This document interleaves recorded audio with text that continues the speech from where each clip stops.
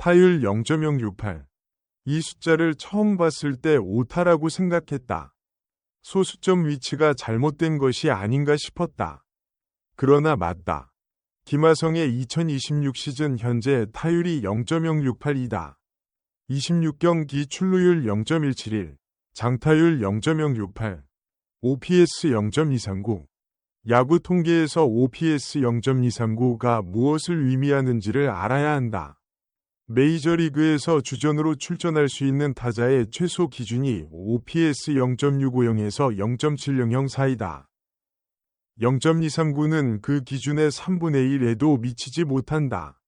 이 수치가 특정 구간의 슬럼프가 아니라 26경기의 누적 결과라는 것이 이 숫자를 더 무겁게 만든다. 그러나 나는 이 숫자가 김하성이라는 선수의 실력을 반영한다고 생각하지 않는다. 이유를 설명하겠다. 겨울이 문제의 시작이었다.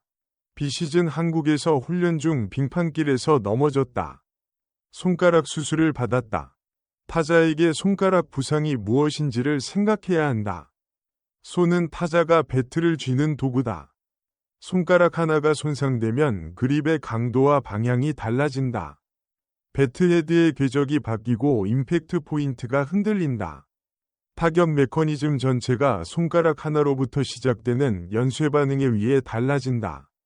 그 상태로 스프링 캠프를 정상적으로 치르지 못하고 5월이 되어서야 빅리그에 복귀했다. 타격 리듬을 제대로 만들지 못한 상태에서 시즌에 던져진 것이다. MLB에서 스프링 캠프의 의미는 KBO의 그것과 다르다. 단순히 몸을 만드는 시간이 아니라 시즌 전체에서 사용할 타격 메커니즘을 정립하는 시간이다. 상대 투수들의 구종 패턴을 분석하고 자신의 스윙 존을 설정하며 타구 방향에 대한 감각을 조율한다. 이 과정 없이 5월에 바로 시즌에 투입됐다는 것이 타율 0.068이 가장 직접적인 원인이다. 김하성의 커리어를 보면 이 수치가 얼마나 이례적인지가 보인다. 샌디에이고 시절 4년간의 타율이 0.243, 0.251, 0.160, 0.233이었다. 가장 낮은 해가 0.233이다. 그 0.233과 현재 0.068 사이의 간극이 단순한 실력 하락으로는 설명되지 않는다. 지난해 템파베이에서의 부상 복귀 후 타율도 0.200대를 기록했다. 건강한 김하성과 부상 직후의 김하성은 다른 선수다. 지금의 0.068은 후자의 극단적인 형태다. 그렇다면 애틀랜타가 이 상황을 후회하는 것이 당연한가? 어라운드 더 포그온의 표현처럼 뼈저리게 후회할 것이라는 진단이 맞는가? 부분적으로는 그렇다. 1년 2천만 달러 계약은 건강한 김하성을 전제한 투자였다. 그 전제가 겨울 빙판길 위에서 무너졌다. 어떤 구단도 이 상황을 예상하지 못했고 구단이 이 계약을 후회하는 것은 이해할 수 있는 반응이다. 그러나 나는 이 후회가 김하성이라는 선수에 대한 정당한 평가가 아니라는 것을 분명히 해야 한다. 2천만 달러는 0.068위 타자에게 지불하는 금액이 아니다. 유격수와 이루수를 모두 최상위 수비로 소화하면서 타율 0.250과 20홈런을 기대할 수 있는 선수에게 지불하는 금액이다.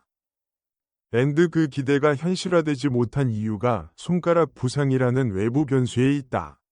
김하성의 실력 자체가 하락한 것이 아니라 그 실력을 발휘할 수 없는 신체 조건이 만들어진 것이다. 트레이드 시나리오로 이야기를 옮겨야 한다. 어라운드 더 포그온이 제시한 내용을 정확히 정리하면 이렇다. 샌프란시스코는 윌리 아다메스, 맷 체프먼, 라파엘 데버스의 대형 계약을 처분하고 싶다. 이 세 선수의 연봉 부담이 팀 재건을 위한 유연성을 가로막고 있기 때문이다. 그 해법으로 애틀랜타와의 맞교환을 제안한다. 아다메스를 보내고 김하성과 유망주를 받아온다. 악성 계약끼리 교환해서 양구단이 계약 부담을 재구성하는 방식이다. 이 시나리오가 얼마나 현실적인지를 양구단 입장에서 분석해야 한다. 샌프란시스코 입장에서 먼저 보겠다. 아다메스의 계약은 2031년까지다. 그 계약을 정리하려면 상대 구단에 상당한 현금을 얹어줘야 한다. 그 현금 부담을 줄이는 방법이 상대 구단의 부담스러운 계약을 함께 떠안는 것이다. 김하성의 계약은 올 시즌 후 종료된다. 1년만 버티면 끝나는 계약이다. 샌프란시스코 입장에서 1년짜리 부담을 지는 대신 아담에스의 장기 계약을 처분할 수 있다면 계산이 맞을 수 있다. 애틀랜타 입장에서 보면 다르다. 아담에스는 유격수다. 기사에서 지적한 것처럼 애틀랜타는 유격수 보강이 필요한 팀이다. 김하성의 대체제로 아담에스를 받아온다면 포지션 문제는 해결된다. 다만 아담에스가 올 시즌 많은 비판을 받고 있다는 것이 변수다. 부진한 선수를 처분하기 위해 역시 부진한 선수를 받아오는 거래가 정당화되려면 그 선수들이 부진의 원인을 해결할 수 있다는 믿음이 필요하다. 이정우와의 재회 가능성은 이 트레이드를 둘러싼 흥미로운 인간적 서사를 만든다. 두 선수가 KBO 시절 절친한 관계였다는 것은 잘 알려져 있다. KBO 동료였다가 MLB에서 서로 다른 팀을 입고 상대편 타석에 서는 것과 같은 팀 유니폼을 입고 함께 타선에 서는 것은 전혀 다른 경험이다. 이정우가 현재 타율 0.333을 기록하며 샌프란시스코 타선을 이끌고 있다는 사실이 이 재회에 또 다른 층위를 더한다. 한 선수는 성공적으로 자리를 잡았고 다른 선수는 최악의 시즌을 보내고 있다. 그 두 선수가 같은 팀이 된다는 시나리오가 낭만적으로 들리기도 하고 씁쓸하게 들리기도 한다. 그러나 나는 이 트레이드 시나리오가 현실이 될 가능성을 낮게 본다. 이유가 있다.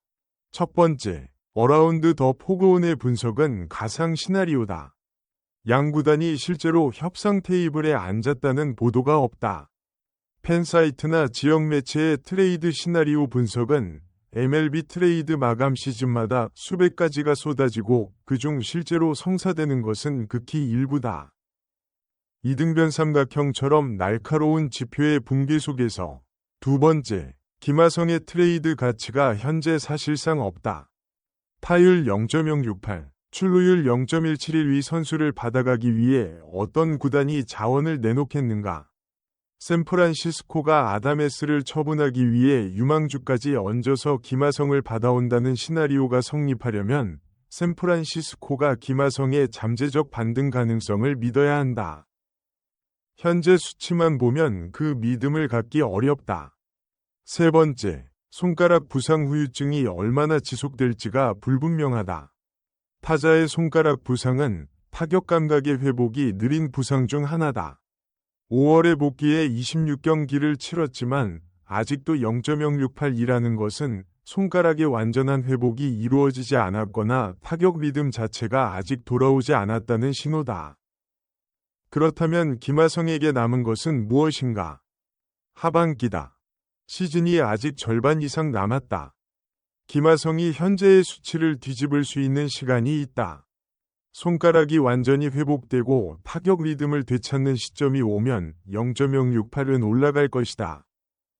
얼마나 올라가느냐가 이 시즌 김하성의 최종 평가를 결정한다. 0.200을 회복하는 것과 0.250을 회복하는 것 사이에는 계약 가치에서 큰 차이가 난다.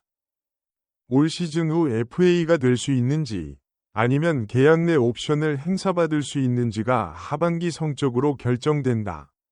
0.068은 김하성이 아니다. 그러나 하반기가 끝났을 때도 그 수치가 크게 달라지지 않는다면 그때는 다른 이야기를 해야 한다. 지금은 아직 그 이야기를 할 때가 아니다.